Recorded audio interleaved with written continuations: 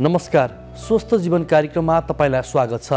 नेपाल सरकार स्वास्थ्य तथा जनसङ्ख्या मन्त्रालय, राष्ट्रिय स्वास्थ्य शिक्षा सूचना तथा सञ्चार केन्द्र र नेपाल टेलिभिजन बीचको सहकार्यमा निर्माण गरिएको यो कार्यक्रम एनटिभी प्लसका साथै एनटिभी इटहर र एनटिभी कोहलपुरबाट पनि आउने गर्छ।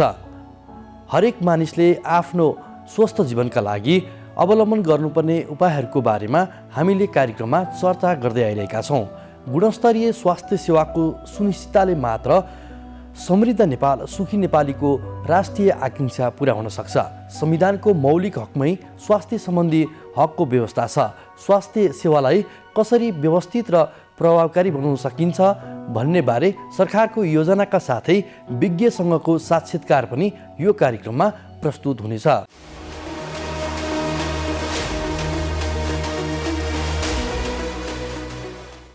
काठमाडौँ उपत्यकामा दैनिक कोरोना भाइरस सङ्क्रमितको बिरामीको सङ्ख्या बढ्दो छ। अहिले काठमाडौँमा करिब 16,000 सक्रिय सङ्क्रमित रहेका छन्। त्यसैले सरकारले कोरोना भाइरस कोभिड-19 का बिरामीको उपचारमा थप व्यवस्था गरेको छ। स्वास्थ्य तथा जनसङ्ख्या मन्त्रालयले काठमाडौँ उपत्यकाभित्रका सबै सरकारी अस्पताललाई कोभिड अस्पतालका रूपमा रूपान्तरण गर्ने, आइसोलेसन सेन्टरलाई लक्षण भएका कोभिड बिरामीको उपचार गर्ने अस्पतालका रूपमा विकास गर्ने व्यवस्था गरेको छ। महामारीका समयमा जनतालाई सही सूचना दिन रोगको अवस्थाबारे दैनिक अपडेटसहित लाइभ प्रस्तुत दिँदै आउनुभएका स्वास्थ्य तथा जनसङ्ख्या मन्त्रालयका प्रवक्ता प्राध्यापक डाक्टर जागेश्वर गौतमको अनुभूतिका साथै महामारी नियन्त्रणमा सरकारले गरेका तयारीको विषयमा पनि चर्चा गर्नेछौँ। भक्तपुर नगरपालिकाले कोरोना सङ्क्रमित आफ्ना नागरिकको उपचार र सङ्क्रमण नियन्त्रणका लागि आफ्नै आइसोलेसन केन्द्र बनाउने सहित विभिन्न अभियान थालेको छ। यसबारे पनि चर्चा गर्नेछौँ। सुरुमा कोरोना भाइरस सङ्क्रमित सङ्ख्या बढ्दै गएपछि बिरामीको उपचारमा सरकारले गरेको थप व्यवस्थाबारे तयार पारिएको यो रिपोर्ट। उपत्यकाका सबै सरकारी अस्पताललाई कोरोना सङ्क्रमितको उपचार तथा व्यवस्थापन गर्न स्वास्थ्य तथा जनसङ्ख्या मन्त्रालयले निर्देशन दिएको छ। अब उपत्यकामा रहेका सबै सरकारी अस्पतालले डेडिकेट रूपमा कोरोना सङ्क्रमितको उपचार गर्नुपर्ने मन्त्रालयले जनाएको छ। मन्त्रालयका अनुसार कोरोना सङ्क्रमितको उपचारको लागि आवश्यक पर्ने आइसियु बेड, भेन्टिलेटर, अक्सिजन जस्ता सामग्री स्वास्थ्य सेवा विभागबाट व्यवस्थापन हुनेछ। काठमाडौँ उपत्यकाभित्र शहीद गङ्गालाल हृदय रोग केन्द्र, राष्ट्रिय ट्रमा सेन्टर, प्रसुति गृह र कान्ति बाल अस्पताल विषयगत अस्पताल हुन्। यी अस्पतालमा निदान हुने रोगका कोरोना सङ्क्रमित सोही अस्पतालमा गएर उपचार गराउनेछन्। त्यसबाहेक अन्य सबै सरकारी अस्पतालहरूमा कोरोना सङ्क्रमितको उपचार हुने मन्त्रालयले जनाएको छ। सरकारले उपत्यकाका सबै सरकारी अस्पतालहरूलाई आकस्मिक बाहेकको शल्यक्रिया तत्काल नगर्न पनि निर्देशन दिएको छ। कोरोना सङ्क्रमणबाट गम्भीर बिरामीको सङ्ख्या बढ्दो क्रममा रहेपछि मन्त्रालयले यस्तो निर्देशन दिएको हो। मनमोहन शिक्षण अस्पताल दहचोक, राष्ट्रिय आयुर्वेद अनुसन्धान तथा तालिम केन्द्र कीर्तिपुरमा सञ्चालित आइसोलेसन सेन्टरलाई लक्षणसहितका सङ्क्रमितहरू राख्ने गरी स्तरोन्नति गर्दै व्यवस्थापन गर्ने। यी ठाउँहरूमा अब कोभिड-19 अस्पतालको रूपमा सञ्चालन गर्ने निर्णय भएको छ। आकस्मिक बाहेकका नियमित अपरेसनहरू हाललाई नगर्न र सङ्क्रमणको अवस्था नियन्त्रण हुँदै गएपछि मात्रै गर्न उपत्यकाका सबै अस्पतालहरूलाई निर्देशन दिएको छ र यसले कोभिड-19 सङ्क्रमण भएका बिरामीहरूलाई बेडको उपलब्धता, आइसियु र भेन्टिलेटर केही उपलब्ध हुन सक्ने गरी व्यवस्थापन हुन सक्ने समेत स्वास्थ्य तथा जनसङ्ख्या मन्त्रालयको विश्वास छ। उपत्यकाभित्रका सबै किसिमका सरकारी अस्पतालहरूलाई कोभिड अस्पतालका रूपमा व्यवस्था गरी हाललाई स्वास्थ्य सेवा विभागसँग रहेका आइसियु, भेन्टिलेटर, अक्सिजन आदि सघन उपचारका लागि आवश्यक सरसामग्रीहरू उपत्यकाका अस्पतालहरूमा केन्द्रित भएर व्यवस्थापन गर्ने। काठमाडौँ उपत्यकामा दैनिक रूपमा सङ्क्रमित वृद्धि हुने क्रम बढ्दो छ। मन्त्रालयका अनुसार काठमाडौँमा करिब 16,000 सक्रिय सङ्क्रमित छन्। बागमती प्रदेशमा करिब 9,000 जना सङ्क्रमित संस्थागत आइसोलेसनमा छन् भने 14,000 जना होम आइसोलेसनमा छन्। पछिको समय विशेष त काठमाडौँ उपत्यकाभित्र चाहिँ सङ्क्रमणको जुन गतिमा वृद्धि हुँदैछ र जोखिममा हुनुहुने व्यक्तिहरू यसरी सङ्क्रमित हुँदै हुनुहुन्छ, यसले सघन उपचारमा राख्नुपर्ने उहाँहरूलाई गाह्रो भएको लक्षणहरूलाई सहज गराउन एकदमै धेरै प्रत्यक्ष निगरानी हुने गरी अस्पतालहरूमा राख्नुपर्नेहरूको सङ्ख्या बढ्दैछ। यसले गर्दा अस्पताल व्यवस्थापनमा निकै ठुलो चाप पर्दै गएको छ। यो भनेको अहिले भएको हामीसँग भएको स्वास्थ्यको जति क्षमता छ त्यसको अधिकतम उपयोग भएर हामीले व्यवस्थापन गरिरहेका छौँ। कतिलाई व्यवस्थापन गर्न अलिकति ढिलो हुने गरी पनि सङ्क्रमणको अवस्था त्यस्तो छ। यी सबै कुराहरूलाई विश्लेषण गरेर हामीले हाम्रो क्षमताले 25,000 सक्रिय सङ्क्रमित हुँदा मात्रै ठेक्न सक्छ। त्योभन्दा अगाडिको अवस्थामा हाम्रो स्वास्थ्य प्रणाली अलिकति जटिलतातिर जान्छ भनेर हामीले भनिराखेको, हामीले गरिराखेको पनि त्यही हो। त्यसकै आधारमा हामीले सङ्क्रमितहरूको व्यवस्थापनलाई कसरी गर्न सकिन्छ भनेर हामीसँग भएका स्रोत साधनको अझ राम्रोसँग कसरी उपयोग गर्दै जाने भन्ने सन्दर्भमा जुनसुकै किसिमका सरकारी अस्पतालहरू, विशिष्टीकृत अस्पतालहरू समेत गरेर सबै किसिमका अस्पतालहरूलाई हामीले कोभिडको व्यवस्थापन गर्नका लागि तोकेर काम अगाडि बढाउने निर्णय हिजो मात्र गरेका छौँ। त्यसैअनुसार काम सुरु भएको छ। त्यस्तै निजी अस्पतालहरूमा भएका स्रोत साधनहरू पनि हामीले यसमा उपयोग गर्दै जानुपर्छ भन्ने सन्दर्भमा पहिले निर्णय गरेर कामहरू भइराखेको छ। त्यसमा 20% अनिवार्य गर्नुपर्छ भनिएको छ। अझ सङ्क्रमणको अवस्था अगाडि जाँदै गयो भने अझ बढी गर्नुपर्ने अवस्था आउँछ भने मेडिकल कलेजहरूको स्रोत साधनको 33% हामीले उपयोग गर्नुपर्छ कोभिडकै लागि भनेर पनि निर्णय भएर निर्देशन भइसकेर अगाडि बढेको सन्दर्भ छ। तर यति भनिरहँदाखेरि यतिले सबै पुग्ने अथवा सङ्क्रमित जति भए पनि हामीले व्यवस्थापन गर्न सकिन्छ भन्ने खालको अवस्था पक्कै छैन। अहिले नै धेरै गाह्रो छ। अहिले पछिल्लो समय भएका व्यवस्थापनले फेरि केही समयलाई हुन सक्ने अवस्था हुन्छ। तर त्योभन्दा अगाडि अझ गाह्रो हुने अवस्था आयो भने हामीले अस्पतालहरूको विस्तारित रूपमा रहेका ठाउँहरू जे जति छन् ती ठाउँहरूलाई फेरि अस्पतालमा परिणत गरेर व्यवस्थापन गर्दै जाने तयारीहरू गरेका छौँ। त्योभन्दा महत्त्वपूर्ण हामीसँग रहेको र सिद्ध भएको गर्न सकिने उपाय भनेको सङ्क्रमण रोक्ने उपाय हामीसँग छ। त्यो भनेको डाक्टर चाहिँदैन, त्यसका लागि सर्वसाधारणले गर्न सक्ने उपाय हो। जुन हामीले बारम्बार भनेका छौँ, हामी सबै सचेत छौँ, जानेका छौँ, सुनेका छौँ, तर व्यवहारमा देखिन्न। हाम्रो भिड कायमै छ। हामी आवश्यक नभइकन नि बाहिर निस्केकै छौँ। हामीले मास्क नलाइकन भिडमा हिँडेकै छौँ। हामीले हातले जहाँ पाए त्यही छुँदै मुखमा नाकमा छुने काम गरिरहेका छौँ। यसले गर्दा सङ्क्रमण रोकिँदैन, सङ्क्रमण अझ फैलिने अवस्था हुन्छ। यी कुराहरू नगर्न, भिडमा नजान, मास्क अनिवार्य लगाउन, सबै व्यक्तिहरूलाई शङ्काको घेरामा राखेर म सङ्क्रमित हुन्छु कि मैले सङ्क्रमण सार्छु कि भन्ने हिसाबले व्यवहार गर्न हामीले बारम्बार अनुरोध गरेका छौँ। यी अनुरोधहरू हाम्रो व्यवहारमा उतार्नका लागि विभिन्न सरकारवाला निकायहरूलाई समन्वय गरेर कसरी परिचालन गर्ने भन्ने सन्दर्भमा हामीले निकै धेरै काम गर्नुपर्ने छ र हामी काम गर्दैछौँ। तर हाम्रो कामले मात्रै सबै कुरा सम्भव छ भन्ने खालको छैन। जबसम्म हामीले सङ्क्रमण रोक्न सक्दैनौँ, सङ्क्रमण रोक्न नसकुन्जेलसम्म हामीले अस्पताल व्यवस्थापन मात्रै गरेर सबै व्यक्तिहरूलाई ज्यान बचाउन सक्ने अवस्था नहुन सक्छ। तपाईँ हामी मध्ये कोही त्यो अवस्थामा पुग्यौँ भने तपाईँ हाम्रो लागि त्यो 100% हो। एउटा ज्यान जानु मेरो लागि मेरो सबै कुरा जाने बराबर हो। कसैले भन्दाखेरि 80% मानिसहरू 5% मानिस मात्रै ज्यान जान्छ विश्वव्यापी रूपमा, नेपालमा 3% मात्रै जान्छ भनिरहे पनि मेरो लागि त त्यो 100% हो। मेरो लागि सबै कुरा हो। यो कुराहरू बुझेर हामीले व्यवहारहरू चाहिँ गर्नुपर्छ भनेर बारम्बार भनेका छौँ। यही पाटोमा हामीले जोड दिएका छौँ। हामीले गर्न सक्ने पाटो यही हो। अस्पतालमा गएर हामीसँग कोभिडको कुनै औषधि छैन, कोरोनाको कुनै उपचार छैन। आजका डाक्टरहरूले पनि सबै कुरा जान्ने अवस्था छैन अहिले कोरोनाको बारेमा। अनुसन्धानहरू हुँदैछ। हामीले पढेका थिएनौँ। कोरोना 1 वर्षदेखि हामीले थाहा पाउँदैछौँ, सिक्दैछौँ, बुझ्दैछौँ। 1 वर्ष अगाडि थाहा भएको कुरा भनौँ न, पोहोर पुस माघमा थाहा भएको कुरा त्यतिखेर थाहा भए अनुसारको गलत थियो। अहिले अर्को नयाँ कुरा चाहिँ सही रहेछ भनेर आइरहेको छ। त्यही भएर हामीले भाइरस रोक्नका लागि, भाइरस एक व्यक्तिबाट अर्को व्यक्तिमा सङ्क्रमण नहोस्, नगराउँ भन्नका लागि व्यक्ति बीचको दूरी कायम गर्ने, मास्क लगाउने, जसले गर्दाखेरि मुखबाट निस्किने छिटाहरू जसमा भाइरस हुन्छ त्यो अर्को व्यक्तिमा जाँदैन।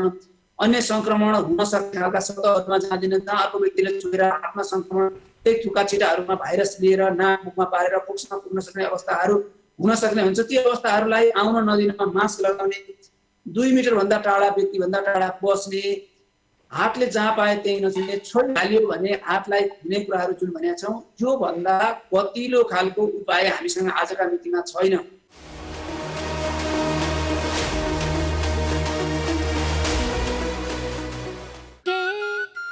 हात धुन्छौ र साबुन पानीले धुन्छु नि, कति बेला धुन्छौ र छिनछिनमै धुन्छु नि।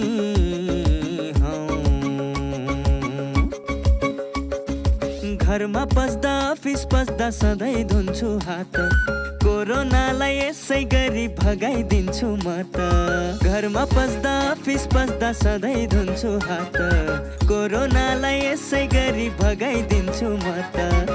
भान्सा छिर्नु अगाडि, खाना खानु अगाडि, जहाँ त्यही छोएपछि, हातले छोपी खोकेपछि। हात धुन्छौ र साबुन पानीले धुन्छु नि, कति बेला धुन्छौ र छिनछिनमै धुन्छु नि।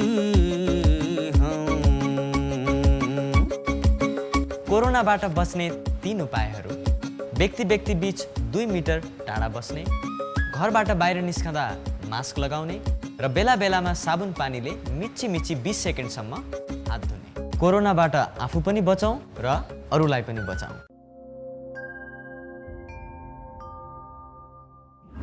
नमस्ते। कोभिड-19 यौन सम्पर्कबाट फैलिन्छ या फैलिँदैन भन्ने बारे अहिलेसम्म कुनै प्रमाण भेटिएको छैन।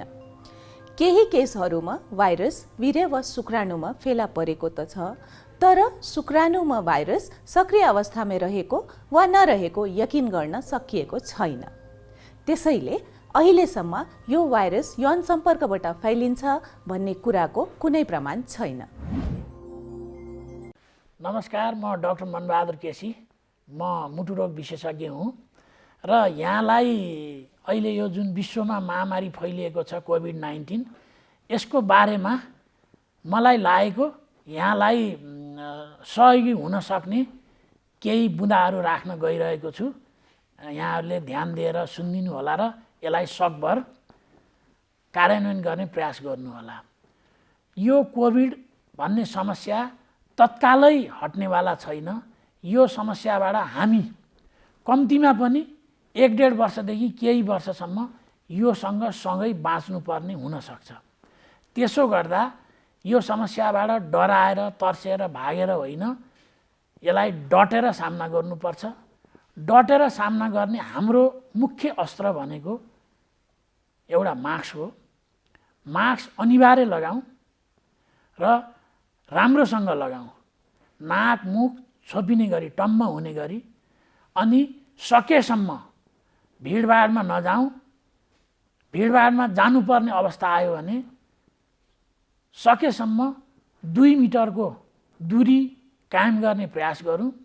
अनि तेस्रो भनेको यो हामी अनावश्यक चिज नछौँ र छुनुपर्ने अवस्था भयो भने उपलब्ध छ भने साबुन पानीले मिची हात धुने बानी बसालौँ। उपलब्ध छैन भने स्यानिटाइजरको प्रयोग गर्न सकिन्छ। यी बुँदाहरू यहाँहरू सबैलाई थाहा छ। त्यो बाहेक म केही हामीले ध्यान नदिएको तर यो सर्न सक्ने अत्यन्तै महत्त्वपूर्ण 1-2 बुँदा थप्न चाहन्छु। त्यो के भने हामी कोही चिनेको मान्छे भेट भयो अथवा कहीँ कामले जानु पर्यो भने जब 2 जना कुरा गर्न थाल्छौँ, मास्क मुखबाट तल झारेर हामी कुरा गर्न थाल्छौँ। यो गलत बानी हो। सबैभन्दा कोरोना सर्न सक्ने एउटा सम्भावना यसैबाट हुन्छ, किनभने हामी बोल्दाखेरि मुखबाट थुक्का छिटाहरू निस्कन्छ र दुवैजनाले मास्क खोलेर कुरा गर्दा यो सजिलै सर्न सक्छ। 1, 2 हामी सँगै बसेर खाने, त्यो चाहे घरमा होस् चाहे रेस्टुरेन्टमा होस्। यदि घर परिवारको मान्छे बाहेक अरू नयाँ पाहुना अथवा नयाँ साथीसँग घरमा रेस्टुरेन्टमा बसेर खाना खाँदाखेरि, खाना खाँदा पिउँदा त जरुर मास्क लगाइँदैन। अनि त्यो खाना खाँदै बोल्दै गर्दा थुक्का छिटाहरू आउने अब सम्भावना होइन, त्यो आइरहन्छ र त्यसले रोग सार्न यो विश्वव्यापी रूपमा निकै भूमिका खेलेको छ। त्यसो गर्दा आवश्यक छैन भने साथीभाइ अथवा पाहुनाहरू अथवा अरू परिचितहरूसँग अनावश्यक जमघट गरेर सँगै खाने पिउने पनि नगरौँ, कम्तीमा 1-1.5 वर्षसम्म। यसले हामी तपाईँ हामी आफै आफ्नो परिवार आफ्ना साथीभाइ छरछिमेक समाजलाई सुरक्षित राख्न सक्छौँ। मानसिक स्वास्थ्य पनि शारीरिक स्वास्थ्य जस्तै अत्यन्त महत्त्वपूर्ण स्वास्थ्यको एउटा अङ्ग हो। त्यसैले शारीरिक स्वास्थ्य शरीर मात्र स्वस्थ भएर हुँदैन, मानसिक रूपमा पनि मान्छे स्वस्थ हुनुपर्छ। त्यसैले मानसिक स्वास्थ्य सम्बन्धी पनि हामी सजग हौँ र साथै विशेष गरेर यो कोभिड-19 को बेलामा जनमानसमा अलि डर बढी भएको, त्रास बढी भएको देखिएको छ। हामी डराएर त्रासमा बसेर र यो डर नै चाहिँ नि कोभिड-19 भाइरस भन्दा पनि ठुलो बनाउनु भन्दा हामीले सम्बन्धित निकायद्वारा जारी गरिएको स्वास्थ्य यसबाट बच्न सक्ने गाइडलाइन्सहरू जुन छ त्यसलाई हामीले राम्रोसित मनन गऱ्यौँ भने हामी डराएर बस्नुपर्ने जरुरत छैन। त्यसैले आधिकारिक संस्थाहरूबाट जारी गरिएको स्वास्थ्य सम्बन्धी नियमहरू राम्रोसँग पालन गरौँ र नडराउँ। यो कोभिड-19 त्यति एकदमै डराउनु पर्ने जरुरत छैन। हामी सजग भयौँ भने यसले हामीलाई केही बिगार गर्न सक्दैन।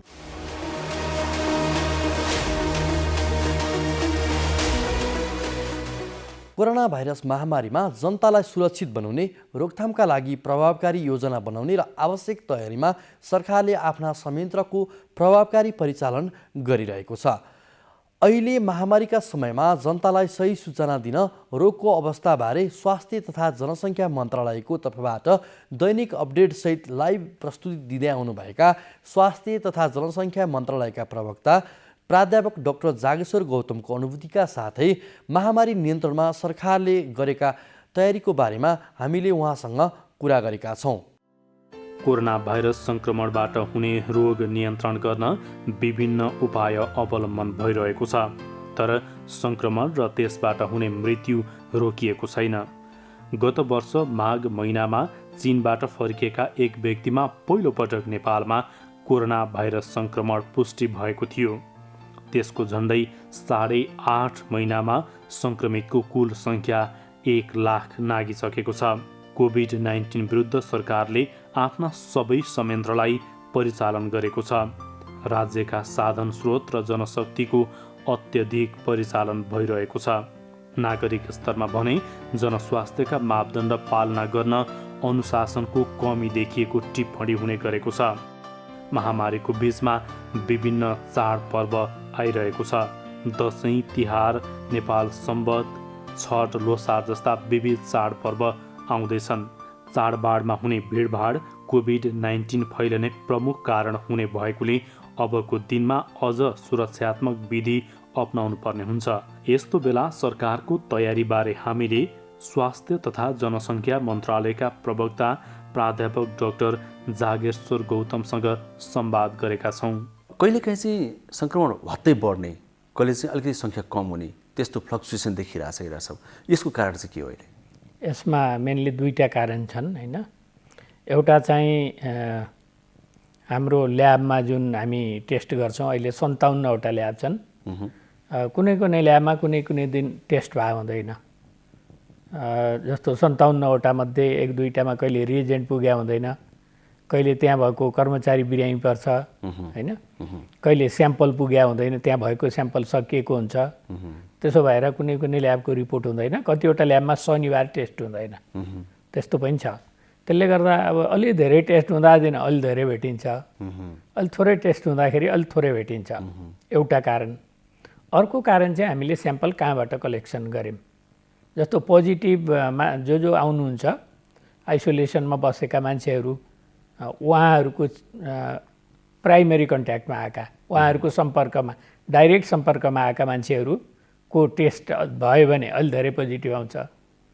त्योभन्दा बाहिरका मान्छेहरूको अलि धेरै टेस्ट भयो भने अलिक कम पोजिटिभ आउँछ। त्यसो भएर फ्लक्चुएट गरेको हो। जेनरली सङ्क्रमणको दर चाहिँ त्यसपछि एउटै नै छ। हामीले डाटामा आउँदाखेरि मात्रै यी कारणले तलमाथि भएको होइन त? पर्सेन्टेजमा पनि अलिअलि फरक परेको छ। त्यस्तो ड्रास्टिक त्यस्तो 2-4% फरक परेको छ। त्यसो भएर त्यो त्यति धेरै फरक होइन त्यो।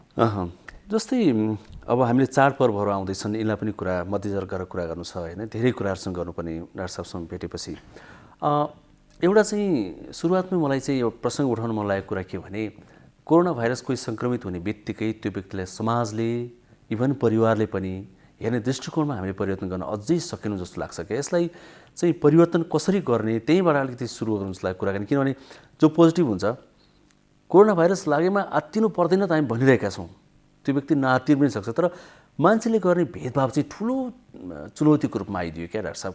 अब यसलाई चाहिँ टेक्निकल्ली हामीले नियन्त्रण गर्ने कुरा एउटा छ होइन, यसलाई कसरी म्यानेज गर्नलाई यहाँ मन्त्रालयको प्रतिनिधिको हिसाबले यहाँ के भन्नुहुन्छ त्यसमा चाहिँ, या पब्लिकलाई आग्रह कुनै गर्नुहुन्छ कि त्यसमा? अब जुन लान्छना लगाइन्छ, जुन भेदभाव गरिन्छ त्यो चाहिँ पूर्णतः गलत हो र हामीले पनि काम गर्दाखेरि केही तरिकाहरू नमिलेको छ। जस्तो हामीले वुहानबाट मान्छेहरू उठाएर लिएर आयौँ नि, हाम्रो नेपाली विद्यार्थीहरू र अरू मान्छेहरूलाई हामीले उठाएर ल्यायौँ, त्यति बेला एकदम हौवा जस्तो होइन, एकदमै चाहिँ राज्यको प्रायोरिटीमा परेको काम जस्तो थियो त्यो, र वास्तवमा त्यति धेरै चाहिँ हल्ला हुन जरुरी थिएन। अरू रोग पनि लागेको छ नि, मान्छेलाई HIV पनि लागेको छ, ट्युबरकुलोसिस पनि लागेको छ होइन, खै त क्यान्सर भइरहेछ, मान्छेहरूलाई त्यसरी लान्छना त लगाइएको छैन। त्यसो भएर हामीले पनि यसलाई अलि, हाम्रो मात्रै होइन संसारभरि नै अलि यसलाई चाहिँ अलि हाई साउन्डिङ गरियो कि त्यो गर्नु हुँदैन थियो एउटा। दोस्रो कुरा के छ भने मान्छेहरूलाई के लाग्यो भने कोभिड-19 पोजिटिभ भएको मान्छे छ भने त्यो मान्छे बाटो हिँडेको छ भने त्यो बाटोबाट नि सर्ला होइन, घरमा बसेको छ भने घरबाटै सर्ला होइन भन्ने हिसाबले, अथवा काम गर्ने ठाउँमा कहीँ काम गरेको थियो भने त्यो ठाउँबाटै सर्ला भन्ने हिसाबले मान्छेले बुझ्यो, त्यो पूर्णतः गलत छ। सर्ने भनेको त जम्मा 3वटा तरिका छ होइन, एउटा चाहिँ सम्पर्कमा आएर होइन, 2 मिटरभन्दा कमको दूरीमा बस्दाखेरि हाच्छिउँ गरेर खोकेर बोलेर छिट्टाहरूको माध्यमबाट सर्ने हो एउटा तरिका। अर्को तरिका भनेको बिरामीले प्रयोग गरेका सामानहरू युज गर्यो भने सर्ने हो। अर्को कुरा बिरामीले खोक्दा हाच्छिउँ गर्दा बोल्दा पोजिटिभ मान्छेले जो उसको छिट्टाहरू जुन आउँछ भुइँमा झर्छ होइन, त्यो छिट्टाहरूमा छोएर अनि हामीले हात नधोइकन अथवा चाहिँ सेनिटाइजर प्रयोग नगरिकन त्यो हाम्रो हातलाई चाहिँ अनुहारतिर नाकमुखतिर छोयो भने त्यसरी सर्ने हो होइन। हो यो कुरा हामीले सुरुमा चाहिँ बुझाउनुभन्दा पहिले नै मान्छेहरूले यसलाई चाहिँ एकदमै ठुलो रूपमा लिन्छ, पहाड तिललाई पहाड बनाउने जस्तो भन्छन् नि, त्यस्तो तरिकाले मान्छेहरूले बुझे, जुन गलत हो। र आजको दिनमा भन्नुहुन्छ भने तपाईँलाई म एउटा सानो घटना म सेयर गर्छु। म त्यति बेला प्रसुति गृहमा चाहिँ निर्देशक थिएँ, यो लकडाउन सुरु हुने बेलामा। हाम्रो डाक्टर नर्सहरू त्यो बिरामीलाई छुनै मान्दैन्थे होइन, पोजिटिभ त के नेगेटिभ मान्छेलाई छुन पनि गाह्रो भएको थियो होइन, सबै पोजिटिभ छ कि भनेर छुँदैमा सर्ने त होइन नि, थिएन त्यही त होइन होइन। ग्लोभ्स लगाएको छ, मास्क लगाएको छ, अरू चाहिँ प्रोटेक्टिभ इक्विपमेन्ट्सहरू लगाएको छ, चस्मा लगाएको छ अथवा भाइजर लगाएको छ भने सरिहाल्दैन नि। तपाईँ र म अहिले 2 मिटरभन्दा बढीको दूरीमा छौँ, सपोज मलाई चाहिँ कोभिड-19 लागेको छ भने तपाईँलाई अहिले सर्दैन, तपाईँलाई छ भने मलाई सर्दैन, यो कुरा हामीलाई अहिले थाहा छ, पहिला मान्छेहरूलाई थाहा थिएन। त्यसो भएर पनि यो चाहिँ हुन गएको हो र त्यति बेला छुनै मान्दैनथे भने आज मान्छेले मजाले डाक्टर नर्सले उपचार गरिरहेछन् नि। आज 300 भन्दा बढी मान्छे आइसियुमा छन् होइन, हजारौँ बिरामीहरू अस्पतालमा छन्, अपरेसनहरू भइरहेछ, 76 जना मान्छे भेन्टिलेटरमा छन्, तिनको केयर गरिरहेछन् डाक्टर नर्सहरूले। र अहिले त्यो समस्या समाजमा पनि समुदायमा पनि त्यो समस्या अलिक कम भएर गएको छ। हजुर हजुर। र त्यस्तो लान्छना व्यवहार गर्नु केही जरुरी छैन, नगरौँ भन्ने आग्रह पनि हामी यहीँबाट गर्न चाहन्छौँ होइन, एकदमै गर्न जरुरी छैन होइन। जस्तो अहिले चाहिँ झन्डै 13,000 मान्छे होम आइसोलेसनमा बस्नु भएको छ, आफ्नै घरमा बस्नु भएको छ, उहाँहरू मजाले घरमा बसिरहनु भएको छ, उहाँहरू अरूको सम्पर्कमा आउनु भएको छैन, अरूसँग सामानहरू सेयर गर्नुभएको छैन, अरूसँग बस्नु भएको छैन, सकभर टोइलेट पनि छुट्टै प्रयोग गर्नुभएको छ र उहाँहरू मजाले घरमा बसेर स्वास्थ्य लाभ गर्नुभएको छ र धेरै मान्छेहरू ठिक हुनुभएको छ होइन। ठिक हुनेकै सङ्ख्या 75,000 भन्दा बढी भइसक्यो भनेपछि त लान्छना लगाउनु पर्ने, भेदभाव गर्नुपर्ने, हेला होचो गर्नुपर्ने छैन। एक। दोस्रो कुरा, जति मान्छेहरूलाई इन्फेक्सन भयो, सुरक्षाकर्मीहरू, स्वास्थ्यकर्मीहरू अनि इन्डियातिर अथवा अरू देशमा कमाउन गएका हाम्रै दाजुभाइ दिदीबहिनीहरू हुन्, उहाँहरूलाई चाहिँ आफ्नो कामको दौरानमा सर्यो। के उहाँहरूको दोष थियो? त्यो गल्ती थियो? त्यही त होइन, त्यही त यो एचआइभी त होइन नि कुनै मिस्टेकले सर्ने, यो त होइन। यो त जसरी पनि सर्न सक्छ, अरूले सार दिने हो होइन, सार दिने हो। अनि कसरी थाहा हुन्छ मान्छेलाई? र त्यस्तो मान्छेलाई हेलाहोचो गर्नु त्यो बिल्कुल खराब कुरा हो, त्यो गर्नु हुँदैन। मान्छेलाई मानवोचित व्यवहार गर्नुपर्छ, होइन। त्यो व्यवहार गर्नेमा अलिक कहीँ कमजोरी आएको थियो। र काठमाडौँमा एउटा अस्पतालको डाक्टर नर्सहरू राखेको ठाउँमा, होइन, घरमा, होटलमा त्यहाँ वरिपरिको चाहिँ छिमेकीहरू गएर घेर्नेसम्म गरे। चितवनमा एकजना डाक्टर साहब पोजिटिभ आएको, घरमा लगेर फ्लेक्स टाङ्ग्न खोजे, यो सङ्क्रमितको घर भनेर। त्यसो किन गर्नु पर्यो? आफू नगए त भइहाल्यो नि, त्यो बाटो नहिँडे त भइहाल्यो नि। तर मान्छेहरूले नबुझेर त्यो गरेका हुन्। अब बिस्तारै बुझ्दैछन्, कम हुँदैछ। आशा गरौँ सबै मान्छेले बुझ्नेछन् केही दिनमा। हजुर, आशा गरौँ। डाक्टर साहब, अब यो चाडबाडहरू नजिकै छन्, होइन, मान्छेहरूको आवत जावत फ्लो एकदमै बढ्छ यो चाडबाडमा। विगतमा त्यस्तो हुन्थ्यो, यसपालि अलिक कम त छ, तर पनि केही मान्छेहरूको आवत त हुन्छ नै, होइन। अब यो दसैँको विषयमा मन्त्रालयले पनि एकदमै यसलाई प्राथमिकतामा राखेर धेरै आवत नगरौँ भनिरहेको छ, होइन। मन्त्रालयको तर्फबाट हामी यहाँबाट यो दसैँकै कुरालाई मध्यनजर गर्दै कुरा गरौँ। हामी के आग्रह गर्छौँ यतिखेर हामीले आम नेपाली नागरिकलाई भन्ने कुरा के छ? अब यो जुन कोरोना भाइरसको इन्फेक्सन हो, यस्तो खालको सङ्क्रमण गएको 100 वर्षमा यो पहिलो हो। यसले चाहिँ मानव जातिलाई नै ठुलो च्यालेन्ज गरेको छ। हामीले भ्याक्सिन पत्ता लगाउन सकेनौँ भने हाम्रो ठुलो सङ्ख्यामा हाम्रो मानव जातिको मृत्यु हुनसक्छ। र यो अलिक खतरनाकै छ। र जहाँसम्म दसैँको कुरा छ, दसैँ त वर्षमा एकचोटि आउँछ नि, फेरि पनि आउँछ। फेरि यो वर्षको दसैँमा मनाइएन भने अर्को वर्ष त मनाइन्छ नि। हामीले दसैँ नमनाउनुहोस् पनि भनेको छैन। कति मान्छेहरूले चाहिँ प्रश्न गरिरहनु भएको हुन्छ मलाई पनि। र म के भन्छु भने यस पटकको दसैँ जहाँ छौँ त्यहीँ मनाउँ, यात्रा पनि नगरौँ, धेरै भिडभाड पनि नगरौँ, र जे जस्तो तरिकाले सकिन्छ त्यसरी दसैँ मनाउँ। हुनसक्छ कसैको मान्यजन साथमा नहुनु होला, होइन। मान्यजनहरूले नि बुझ्नुभयो भने उहाँहरूले के भन्नुहुन्छ भने, ल बाबु नानी नआइज त यसपटक, आउँदाखेरि कोरोना लाग्न सक्छ, होइन, तँलाई लागेको रहेछ भने हामीलाई सार्दिन सक्छस्। त्यसो भएर यसपटक जहाँ छौँ त्यसरी मनाऊ, अर्को वर्ष धुमधाम साथ मनाउला भनेर बाउआमा, हजुरबा, हजुरआमाले पनि आफ्ना छोराछोरी नाति नातिनाहरूलाई यो मेसेज दिनुपर्छ। एक। दोस्रो कुरा, जुठो परेर पनि मान्छेहरूले दसैँ नमनाएका हुन्छन् नि, त्यस्तो अवस्था त होइन। बसेर मनाउन त सकिन्छ, रमाइलो पनि गर्न सकिन्छ, तर जनस्वास्थ्यका मापदण्ड फलो गरेर। भनेको कुरा के हो भने हामी भिडभाड नगरौँ, 2 मिटरको दूरी कायम गरौँ, सकभर घर बाहिर ननिस्कौँ, निस्किने पर्यो भने मास्क लगाउँ कम्पलसरी रूपमा, सेनिटाइज गरौँ, हात धुऊँ, मन्दिरमा चाहिँ अहिले भिड नगरौँ, नजाउँ, होइन। अनि टिका लगाउनु पर्यो भने पनि टिका पनि दुवैजनाले मास्क लगाएर मात्र लगाइदिउँ, प्रसाद पनि अलि टाढैबाट दिउँ, होइन, जमघट नगरौँ भन्ने किसिमले हामीले यो अनुरोध गरेका छौँ। र मन्दिरहरूलाई पनि हामीले यो रिक्वेस्ट गरेका छौँ।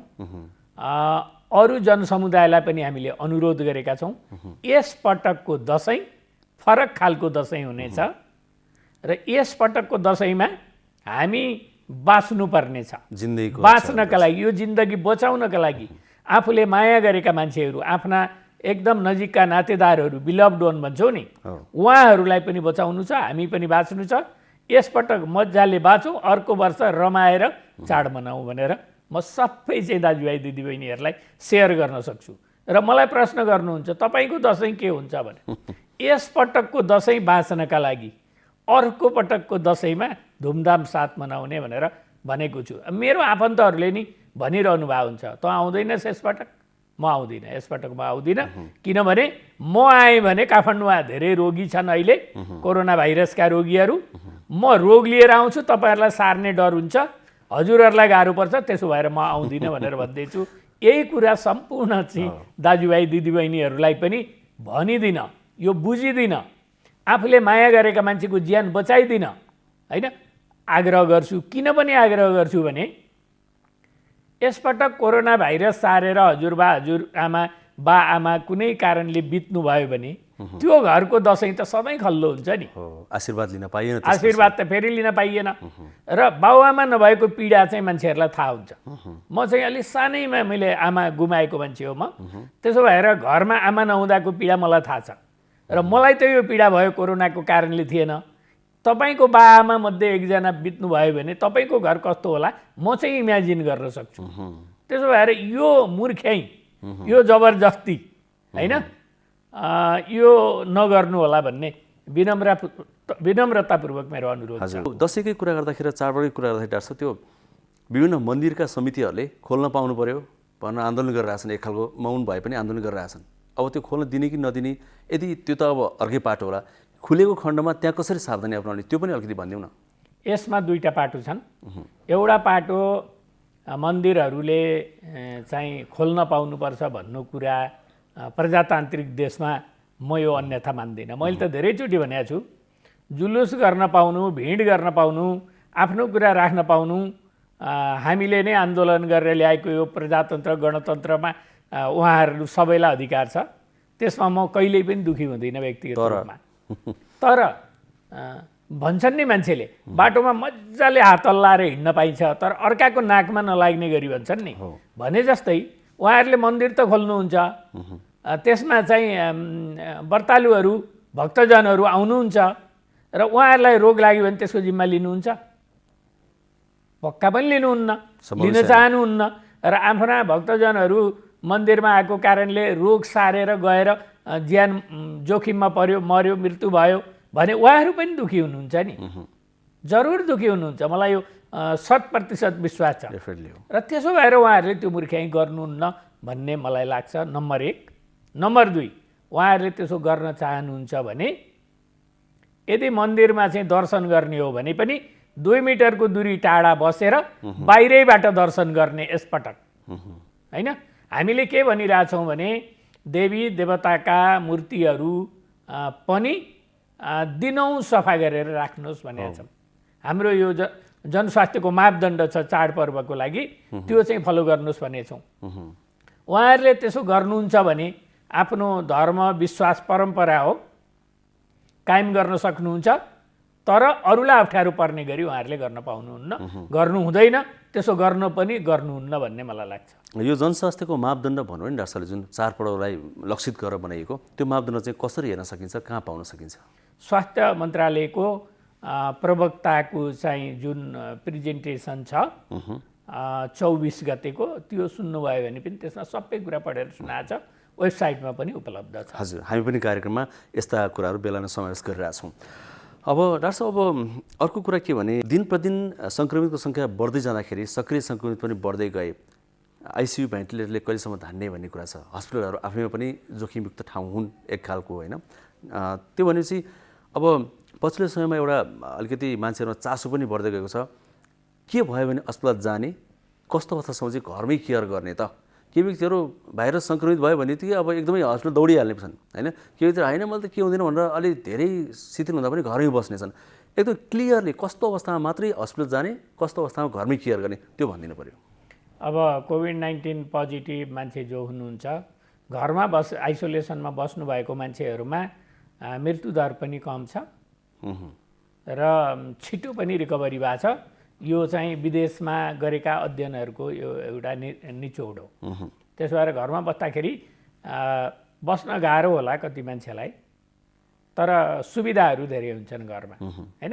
मान्छेलाई तपाईँलाई मलाई कसैले सोध्यो भने तपाईँको बेस्ट बेड कुन हो, 5 स्टार होटेलको बेड हो कि घरको हो भन्यो भने घरकै बेड उत्तम हुन्छ। त्यहाँ फरक आत्मीयता हुन्छ, केयरिङ हुन्छ, त्यसमा अट्याचमेन्ट पनि हुन्छ। त्यसो भएर आफ्नो घरमा बस्ने कुरा राम्रो हो, तर समस्या परेको बेला बस्नु हुँदैन। र मेन कुरा चाहिँ घर बस्न नसक्ने अवस्था, एउटा त घरमा पथपरहेजमा बस्न सक्ने सुविधा छैन भने घरमा बस्नु भएन, आइसोलेसन सेन्टरमै जानु पर्यो होइन। र जहाँसम्म चाहिँ मान्छे कोभिड-19 पोजिटिभ छ उहाँलाई सास फेर्न गाह्रो भयो, ज्वरो कन्ट्रोल भएन होइन, उहाँलाई एक्सेसिभ थकाइ लाग्यो होइन, त्यस्तो भयो भने रोगले च्याप्दै गयो भने, कमजोर हुँदै गयो भने, उठ्न हिँड्न गाह्रो हुन थाल्यो भने त्यस्तो बेलामा चाहिँ घरमा बस्नु हुँदैन, अस्पताल जानुपर्छ। अस्पतालमा हामीले के कुरा बुझ्नुपर्छ भने कोभिड-19 को कुनै उपचार छैन आज पनि, औषधि पनि छैन।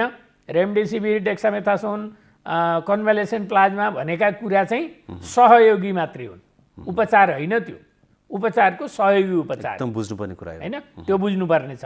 र भ्याक्सिन पनि छैन।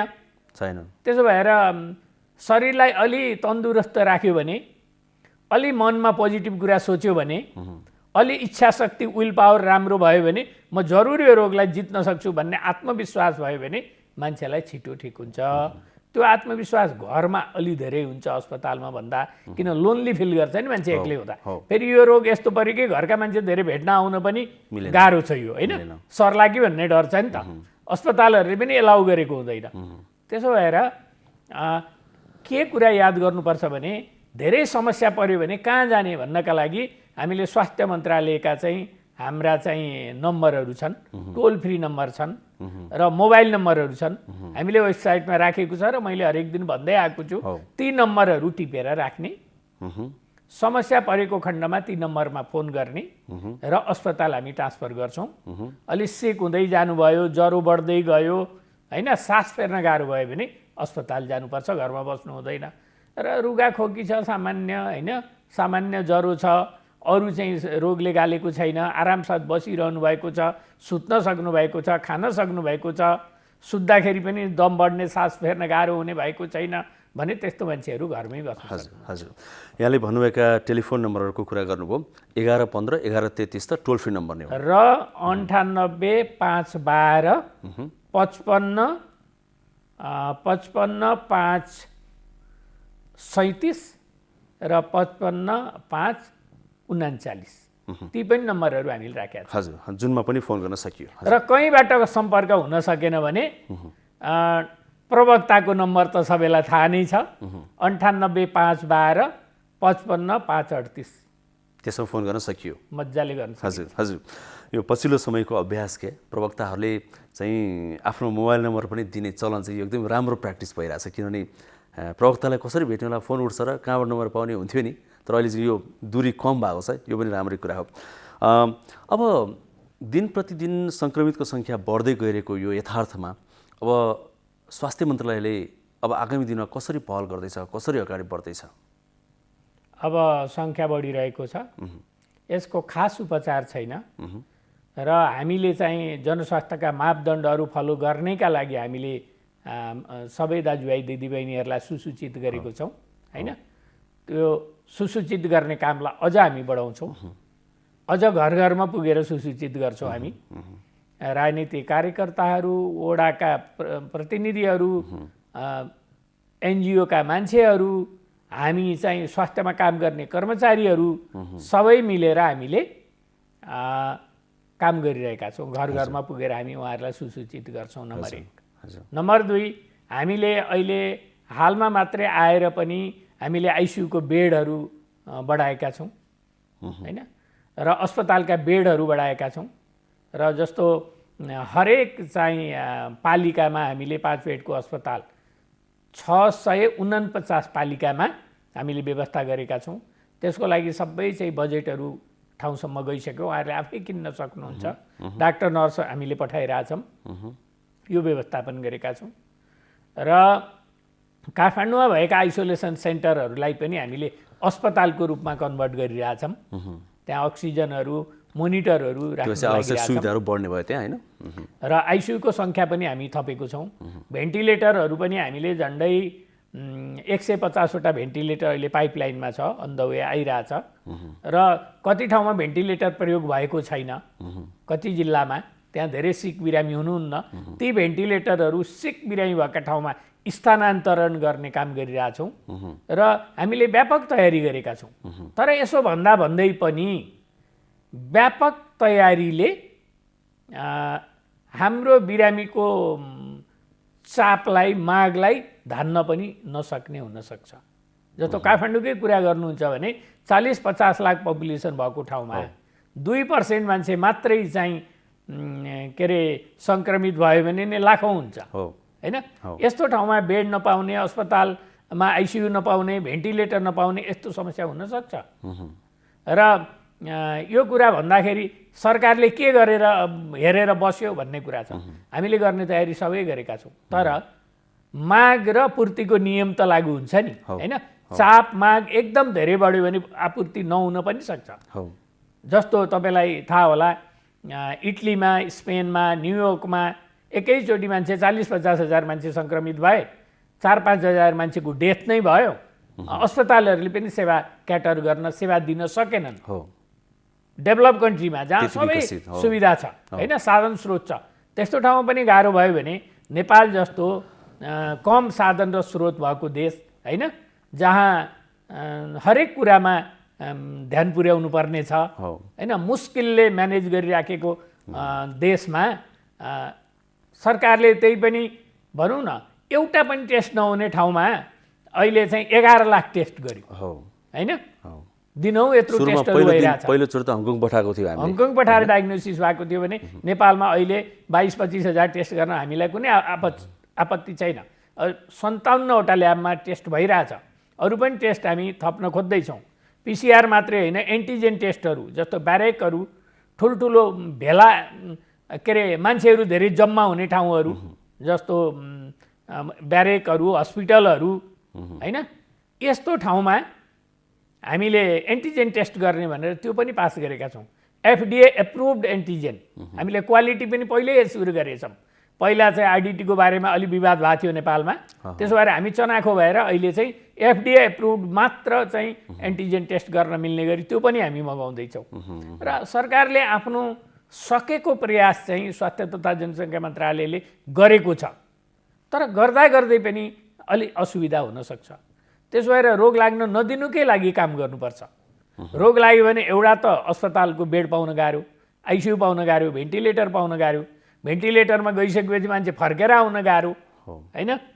त्यसो भएर यस्तो कुरामा भन्दा रोगबाट बच्नतिर हामी लाग्नुपर्छ। त्यो दिशामा हामी हिँडेकै छैनौँ। कति धेरै त हिँड्नु भएको छ, केही जनसङ्ख्याको पोर्सन छ, प्रतिशत छ, अहिले पनि अलि हेल्थ चेक गरिरहनु भएको छ होइन।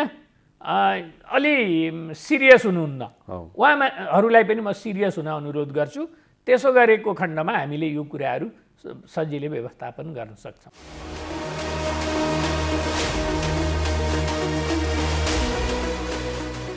नमस्ते, म डाक्टर सबिना सिमखडा।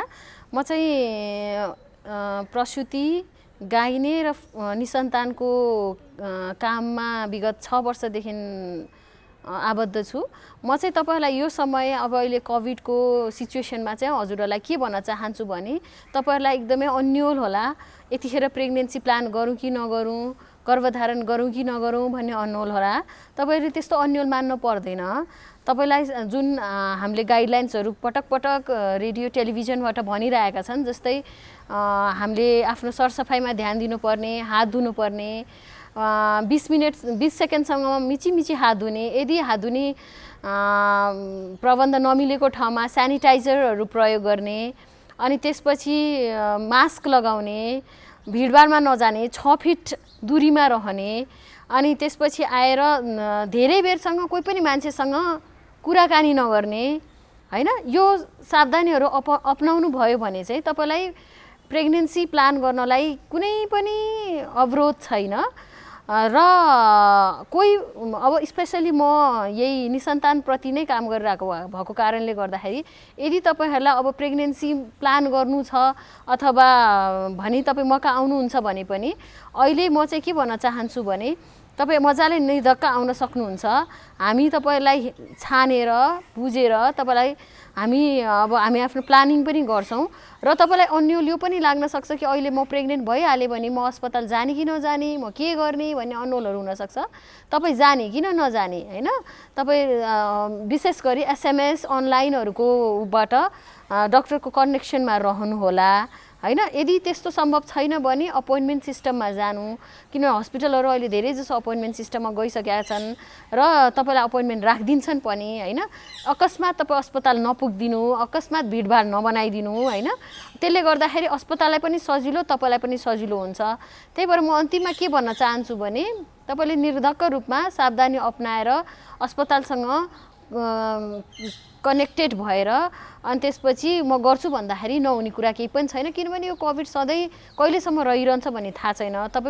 तपाईँलाई अर्कै मैले भने नि अघि नै भनिसकेँ, सामाजिक मानसिक तनाव यति धेरै छ कि मैले नै आफ्नो क्लिनिकमा आउँदाखेरि उनीहरूले होइन डाक्टर साहब हामीलाई कोभिड केही छैन, हामीलाई अहिले यो उपचार गर्न नै जरुरी छ भन्ने जस्ता कुराहरूसम्म गरिसकेपछि त मलाई थाहा हुन्छ नि त कतिको सिरियसनेस छ, तपाईँलाई कतिको समस्यामा हुनुहुन्छ भनेर। त्यही भएर निर्धक्क प्लान गर्नुहोस् भन्न चाहन्छु। नमस्कार, डाक्टर प्रदीप केसी, आयुर्वेद चिकित्सालय नरदेवीमा निर्देशकको रूपमा कार्यरत छु। यस चिकित्सालयले निर्माण गरेको जुन सिंहदरबार वैद्यखानाको तरकिब अनुसार निर्माण गरेको ज्येष्ठ बासादी चूर्ण 5 भाग, गुडुची चूर्ण 3 भाग र एसटी मधु 1 भाग, यो मिश्रित एउटा चाहिँ औषधि हामीले निःशुल्क रूपमा वितरण गरेका छौँ। यसलाई चाहिँ बालकदेखि वृद्धसम्म र जुनसुकै रोगहरू, उच्च रक्तचाप, डायबिटिज, यी सबै रोगहरूमा प्रयोग गर्न सकिन्छ। यसमा कुनै चिनीहरू अथवा मिश्रीहरू यस्तो पदार्थहरू छैन र यसलाई चाहिँ हामीले 1 लिटर पानीमा 5 चम्चा औषधि राखी त्यसलाई 5 देखि 7 मिनटसम्म उमाल्ने र बनेको काडालाई 50 देखि 80 ml सम्म वयस्कले र बच्चाहरू हुनुहुन्छ भने 30 देखि 40 ml चाहिँ सेवन गर्नुहोला। दिनमा 3 पटक सेवन गर्न सकिन्छ। यो नरदेवी आयुर्वेद चिकित्सालयले निःशुल्क वितरण गरिरहेको छ र यसको लागि बजारमा हामीले कुनै व्यवस्था गरेका छैनौँ। नरदेवी आयुर्वेद चिकित्सालयमा जुन कार्य समयमा आएर आफ्नो नाम दर्ता गरी निःशुल्क रूपमा उपलब्ध हुन सक्नेछ। धन्यवाद। स्वास्थ्य सम्बन्धी महत्त्वपूर्ण नम्बरहरू। स्वास्थ्य सम्बन्धी कुनै पनि जानकारी र सहयोगका लागि स्वास्थ्य तथा जनसङ्ख्या मन्त्रालयका हटलाइन नम्बरहरू 1115 र 1133 वा मोबाइल नम्बर 985112 55839। एम्बुलेन्स सेवाको लागि 102 र 112। वैदेशिक रोजगारीको क्रममा स्वास्थ्यमा समस्या भएमा, अन्य सहयोग वा जानकारी आवश्यक परेमा श्रम, रोजगार तथा सामाजिक सुरक्षा मन्त्रालयको हटलाइन नम्बर 1141। शान्ति, सुरक्षा र अन्य सहयोगका लागि नेपाल प्रहरीको नम्बर 100। सशस्त्र प्रहरी बलको नम्बर 1114। रगत आवश्यक परेमा ब्लड बैंकको नम्बर 01 42 25 344।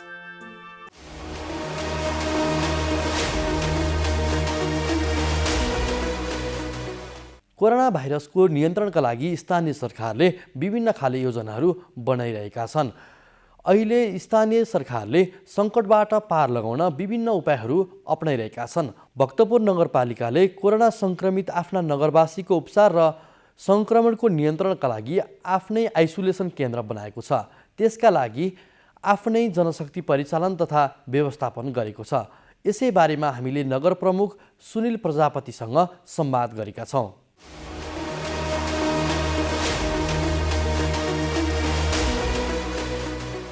उपत्यका छिर्ने सबै नाकाहरूलाई नै निषेधाज्ञा भनौँ या कर्फ्यू जे भनेर पनि बाहिरबाट आउनेहरूलाई पुरै रोक्नुपर्छ भनेर आवाज उठाउँदै आयो र सँगसँगै नगरपालिकाले वडावासीहरूको निम्ति भनेर दैनिक रूपमा माइकिङ, सुरुदेखिकै कुरा हो, माइकिङ गर्ने, प्रचार प्रसार गर्ने, अनि टोल टोलमा, चोक चोकमा साबुन पानी राखिदिने र सेनिटाइजरको प्रयोग र मास्क लगाउन अनिवार्य गर्ने खालका कुराहरू निरन्तर रूपमा गर्दै आयो। चाडपर्वहरूलाई सकेसम्म औपचारिकतामा मात्रै सीमित गर्ने र स्थगितै गर्ने भन्ने हिसाबले धेरै जात्रा पर्वहरू स्थगित गर्ने निर्णय गर्यो। त्यसको सफल कार्यान्वयन भएको छ। कुनै पनि त्यस्ता ठुल्ठुला जात्राहरूमा भिडभाड देखिएन, एकाध बाहेक। त्यसै गरिकन अहिले विभिन्न देशहरूबाट जब नगरपालिकाका नगरवासीहरू फर्कँदैछन् भन्ने कुरा समाचार आयो, त्यसको आधारमा भक्तपुर नगरपालिकाले विदेशमा बस्नुभएका सम्पूर्ण दाजुभाइहरूको निम्ति फर्कने हो भने तपाईँहरूले आफ्नो सबै विवरण खुलस्त हुने गरिकन अनलाइन विवरण भर्नुहोस् भनेर अनलाइन विवरण भर्न लगायौँ। त्यसको आधारमा सयौँको सङ्ख्यामा आएका विवरणको आधारमा हामीले होम क्वारेन्टाइन, होटल क्वारेन्टाइन र नगरपालिकाको छुट्टै क्वारेन्टाइनको व्यवस्था गऱ्यौँ र त्यही आधारमा हामीले कर्मचारीहरूको बन्दोबस्त गर्दै अगाडि बढ्यौँ र क्वारेन्टाइनको त्यो चरण पार गरिसकेपछि जब दोस्रो चरणमा निषेधाज्ञा सुरु भयो त्यसपछि र पहिलेको स्थिति फरक भयो। त्यति बेला हामीले राहत वितरण गऱ्यौँ, त्यति बेला हामीले बजार तरकारी बजारको व्यवस्थापन गऱ्यौँ र पछिल्लो चरणमा आइपुग्दाखेरि त्योभन्दा पनि महामारीको रूप फैलिन सक्ने सम्भावना बढ्दै गयो। त्यसैले यहाँ हामी बसेका सबै भक्तपुर अस्पताल, क्यान्सर अस्पताल, मानव अङ्ग प्रत्यारोपण लगायतका अरू निजी अस्पतालका प्रमुखहरू समेत बसेर यो महामारीको विषयमा हामीले सबै जनताको सेवा गर्नुपर्छ र यो सेवा गर्ने राम्रो अवसर पनि हो। त्यसकारण तपाईँहरूले पनि यसमा साथ दिनुहोस्, सहयोग गर्नुहोस् भनेर आग्रह गऱ्यौँ।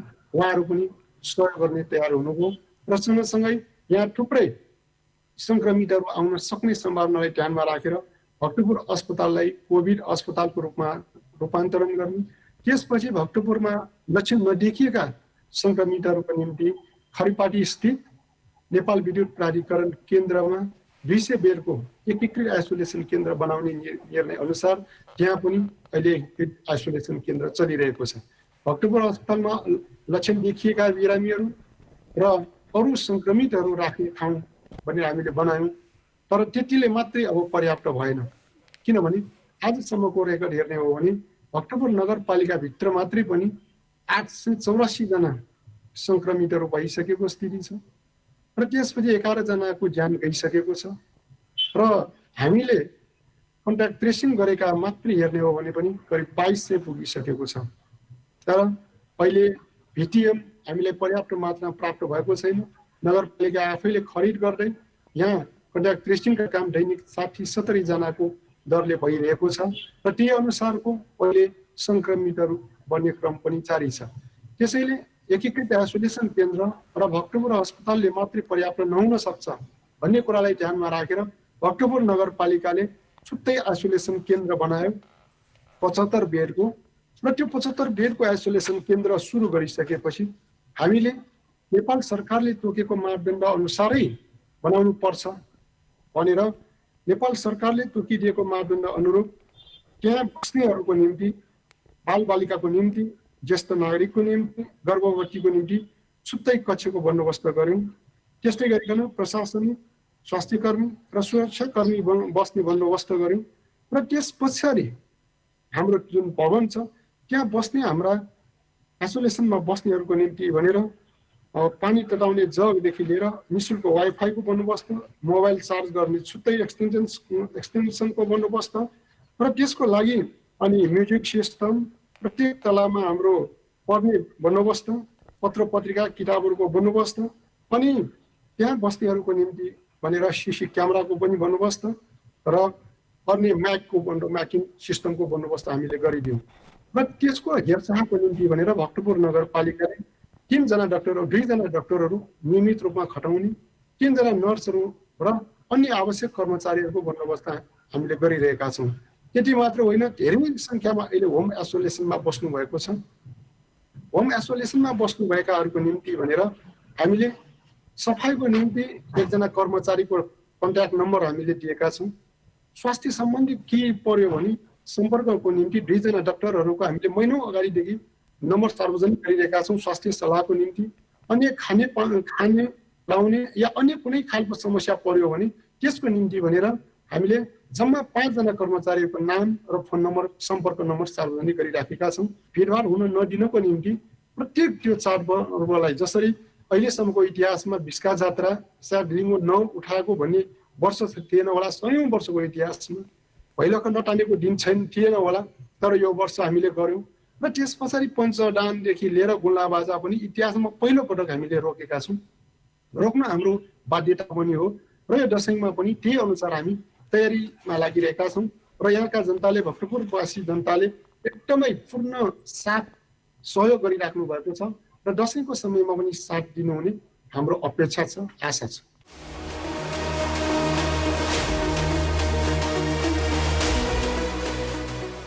कोरोना भाइरस सङ्क्रमणबाट हुने रोग नियन्त्रण गर्न विभिन्न उपाय अवलम्बन गरिएको छ, तर सङ्क्रमण र त्यसबाट हुने मृत्यु रोकिएको छैन।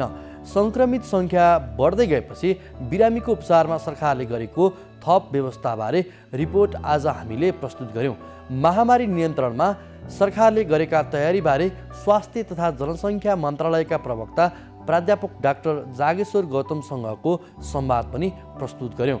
स्थानीय तहले कोरोना भाइरस सङ्कटबाट पार लगाउन विभिन्न उपायहरू अवलम्बन गरेका छन्। भक्तपुर नगरपालिकाले गरेको प्रयासबारे पनि हामीले चर्चा गर्यौँ। यो कार्यक्रममा तपाईँका स्वास्थ्य सम्बन्धी समस्या, सरकारले प्रवाह गरेका स्वास्थ्य सेवा अथवा हाम्रो कार्यक्रमको बारे कुनै जिज्ञासा भएमा हामीलाई सम्पर्क गर्न सक्नुहुनेछ। सम्पर्क माध्यमहरू हामीले टेलिभिजन स्क्रिनमा देखाइरहेका छौँ। तपाईँका समस्यालाई हामीले सरकारी अधिकारी वा विज्ञ मार्फत समाधानको प्रयास गर्नेछौँ। आजको लागि कार्यक्रम स्वस्थ जीवनबाट हामी सबैलाई बिदा दिनुहोस्। हवस् त, नमस्कार।